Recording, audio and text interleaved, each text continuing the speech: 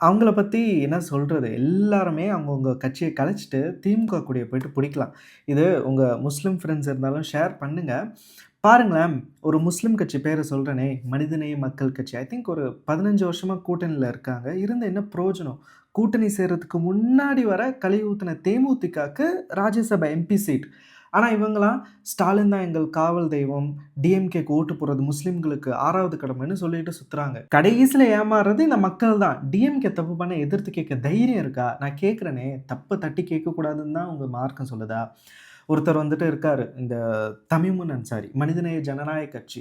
Trump, ஐநா சபையெல்லாம் கேள்வி கேட்பாரு. ஈரான் அதிபர் படுகொலைக்கு கண்டன ஆர்ப்பாட்டம்லாம் நடத்தினவரு. ஆனா, ஒத்த சீட்டுக்காக தமிழ்நாட்டுல நடக்கிற பிரச்சனையே பேச மாட்டாரு. எங்க பேசுங்க தைரியம் இருந்தா. 2 1/2 வயசு குழந்தை டிஎம்கே காரர் ரேப் பண்ணது. நேத்து 7 வயசு சின்ன பொண்ண ரேப் பண்ணது. நாங்குநேரி படுகொலை. கீழ பண்ணதெல்லாம் பத்தாதுன்னு மேல போயிட்டு ஏர் ஹோஸ்டஸ்க்கு செக்சுவல் ஹராஸ்மென்ட். பேசுங்க, போராடுங்க. ஆனா மாட்டீங்க. ஏன்? ஒத்த சீட் வந்துட்டு போயிடும். உங்க மார்க்கம் தானே வந்துட்டு சொல்லுது. லான ரசூலுல்லாஹ் ராஷிவல் முர்தஷின்னு சொல்லிட்டு, லஞ்சம் கொடுப்பவரையும், லஞ்சம் தருபவரையும் வந்துட்டு அல்லாஹ்வின் தூதர் சபித்தாருன்னு. டிஎம்கே ஊழல் பண்ணத பத்தி எதிர்த்து பேச மாட்டீங்க.